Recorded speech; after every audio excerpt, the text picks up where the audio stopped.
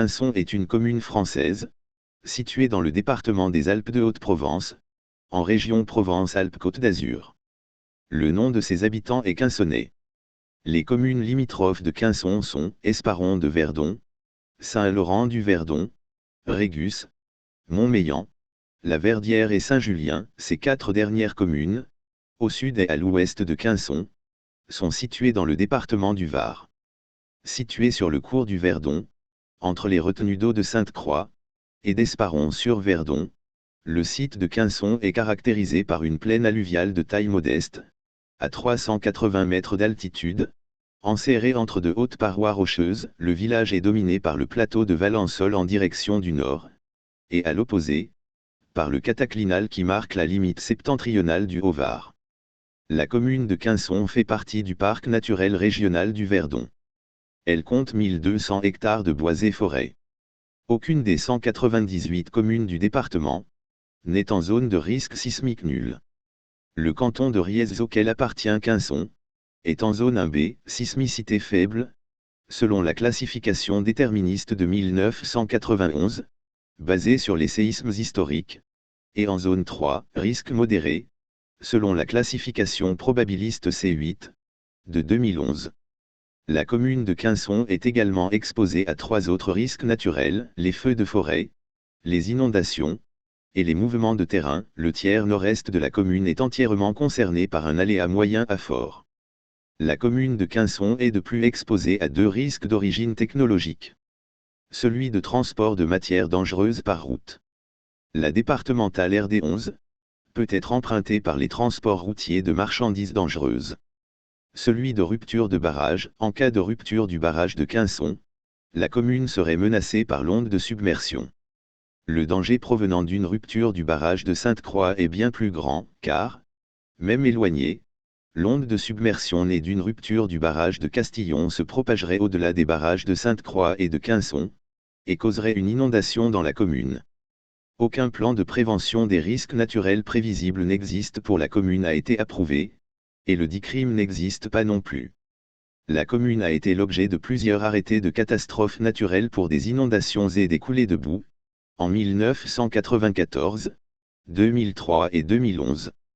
Le dernier tremblement de terre fortement ressenti dans la commune est celui du 11 juin 1909, dont l'épicentre était situé à Lambesc. Ce séisme, qui est en fait un essaim, a atteint une intensité macrosismique équivalente de 5 sur l'échelle MSK, à Quinçon. Dormeurs réveillés, chute d'objets. L'incendie du 17 juillet 2003 a détruit 820 hectares de forêt, en touchant également les communes d'Esparon de Verdon et Saint-Laurent-du-Verdon. Le 7 août 2005, un nouvel incendie détruit 2013 hectares de forêt, en touchant également les communes de Saint-Martin-de-Brome et Esparon de Verdon. Toponymie. Le nom du village fait l'objet de différentes interprétations. Xavier de Fourvière, occitaniste mais non toponymiste, rapproche Quinçon de l'occitan quinçone, pinson, rapprochement couramment fait, puisque le pinson figure sur les armes de la commune.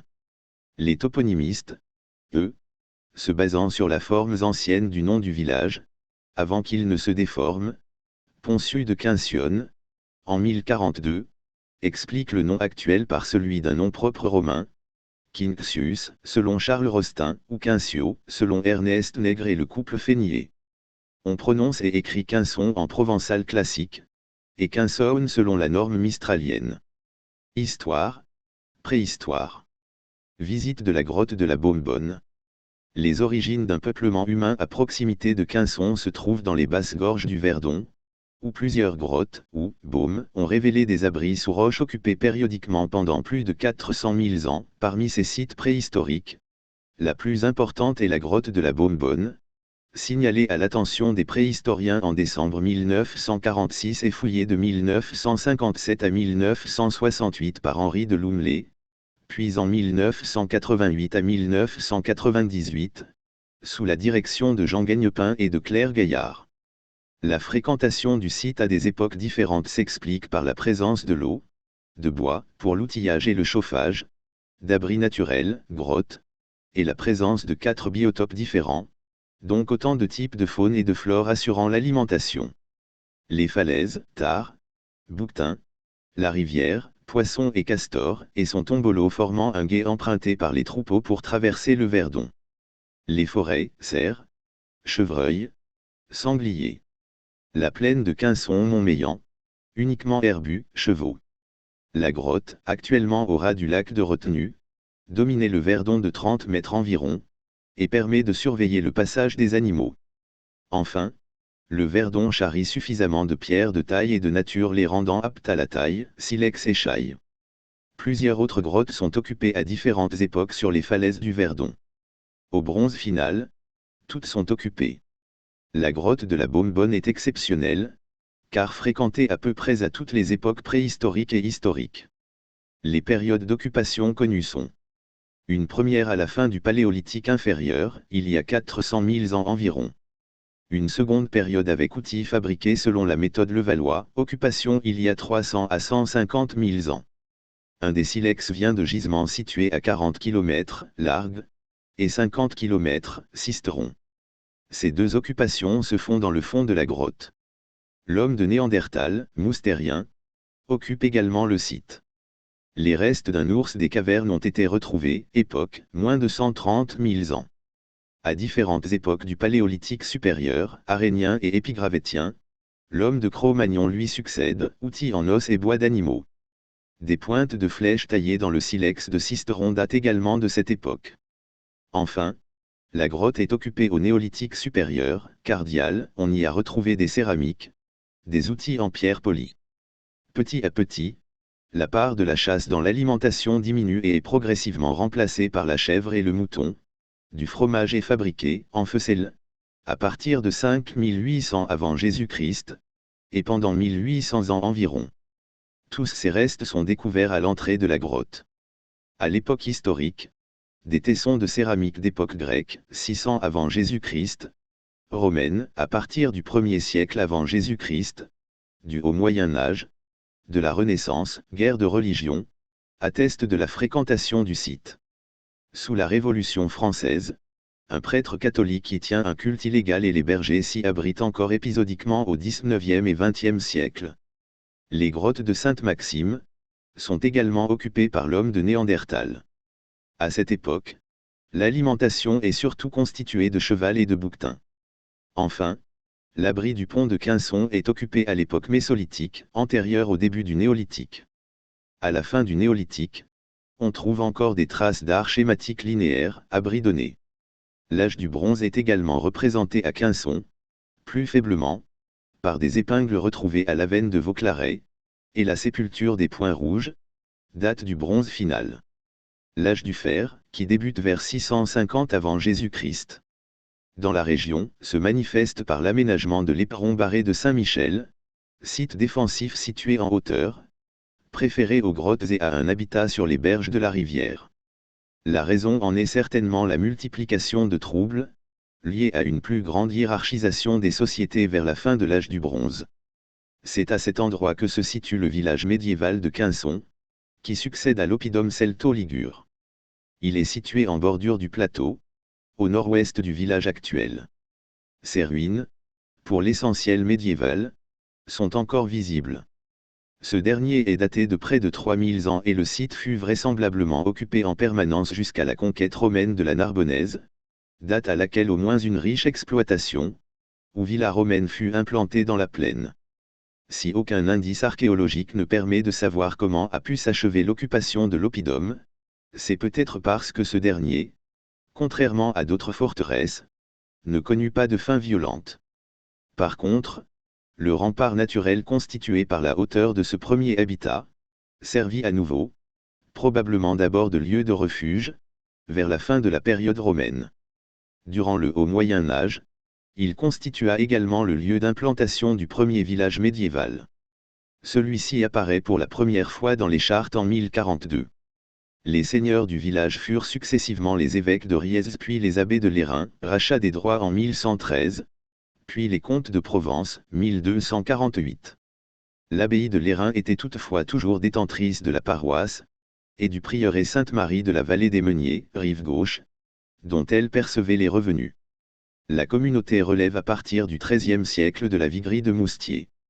L'implantation du village actuel dans la plaine constitue donc un nouvel épisode dans l'histoire de Quinçon, daté quant à lui de la fin du Moyen Âge. En 1419, en effet, la reine Yolande d'Aragon, régente de Provence, permet aux villageois de s'établir près des cultures dans la plaine et d'ériger des murailles. Cette enceinte permet de défendre la ville et de prélever un péage sur le pont du Verdon, essentiel pour les communications entre Basse et Haute-Provence. Au XVIe siècle, le bourg devient ville royale. Le village dépend de la prévôté de Barjol de 1277 à 1775, date à laquelle il rachète les droits seigneuriaux. Une foire s'y tenait au XVIIIe siècle. Durant la Révolution, le village, fort d'environ 1100 habitants, prit sans hésitation le parti de la République.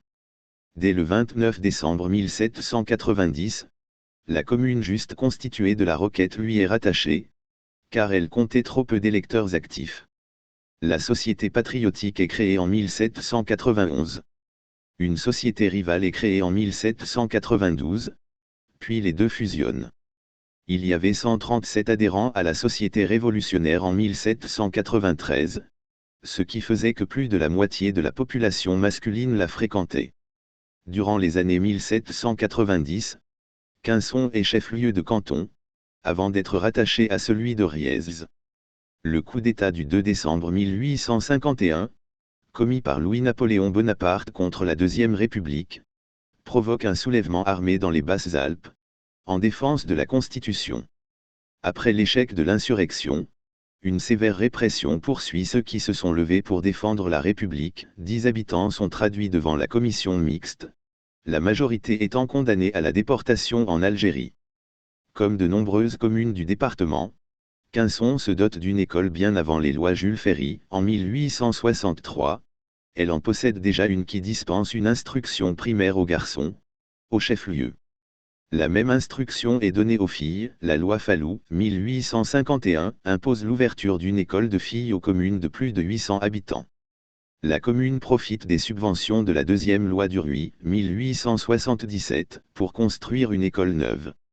De 1865 à 1875, le canal du Verdon ou d'Aix est creusé, et une retenue haute de 15 mètres construite, par plus de 500 bagnards, pour dériver les eaux du Verdon et alimenter Aix en eau potable. À la fin du XIXe siècle, Quinçon connut la fin de sa prospérité. La construction des voies ferrées plus au sud contribua à l'isoler des grands axes de communication. La désaffection de la voie qui avait assuré sa richesse, et les conséquences de la seconde révolution industrielle, entraînèrent l'exode rural de la population jusque durant les années 1970. En 1950, le village en effet, ne comptait plus que 250 habitants. La construction des barrages sur le Verdon par Électricité de France et la création de leur lac de retenue permet depuis un nouvel essor de ce site préservé, essor lié au tourisme vert, dû au Moyen Âge, de la Renaissance, guerre de religion, atteste de la fréquentation du site.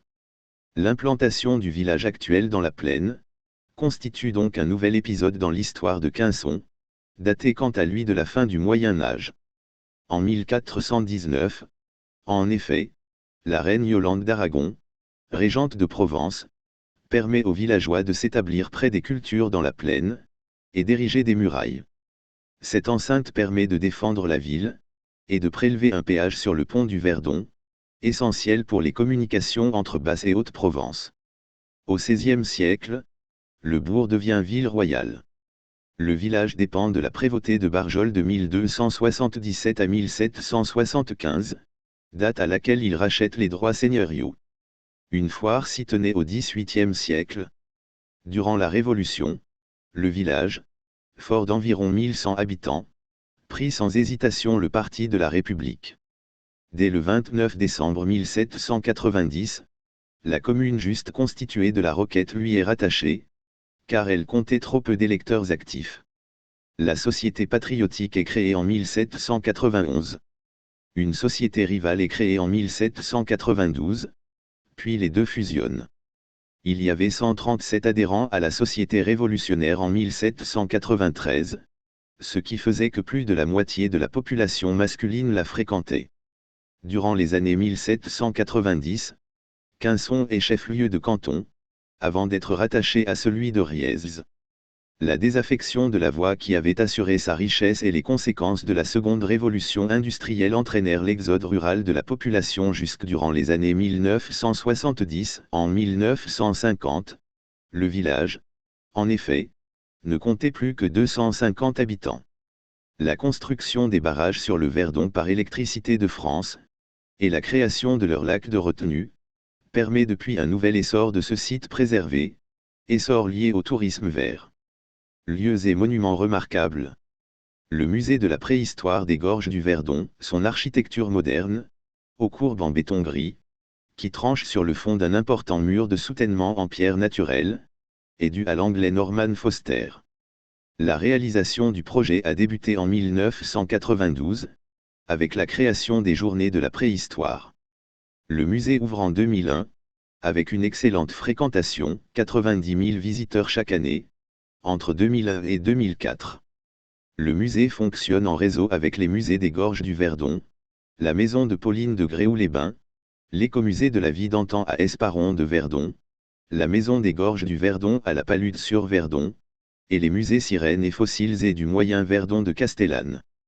L'enceinte médiévale est construite après 1419. Elle est percée de 2 portes, et défendue par 7 tours, dont 2 sont construites au-dessus d'une porte. Quelques maisons, identifiables à leurs linteaux en accolade, dataient du XVe siècle. Une maison au linteau en dodane ornée d'un marteau, et une autre rue des 2 portails, avec des fenêtres à meneaux, étaient de la même époque, mais ont été démolies dans les années 1970 et 1980. L'hôtel des Prévôts de Barjol, construit sous Louis XIV, possède un intérieur orné de gypseries, cheminées, escaliers. Un beffroi du XVIIIe siècle est construit dans les murailles. L'église paroissiale, placée sous le vocable de Notre-Dame du Plan et le patronage de Sainte Maxime. Sa première construction remonte à la fondation de la ville basse, au XVe siècle, mais cet édifice s'est écroulé sous la Révolution. Elle a donc été reconstruite en 1807.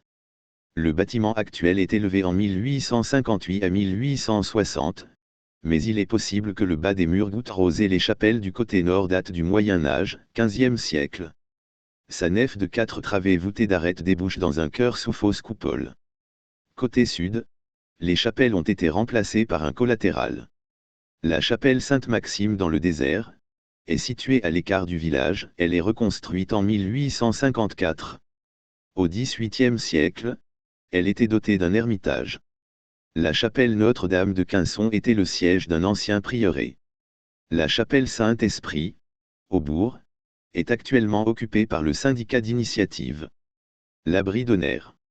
Le sentier du garde-canal de l'ancien canal du Verdon, a été aménagé en itinéraire de promenade, en aval de Quinçon depuis 1990.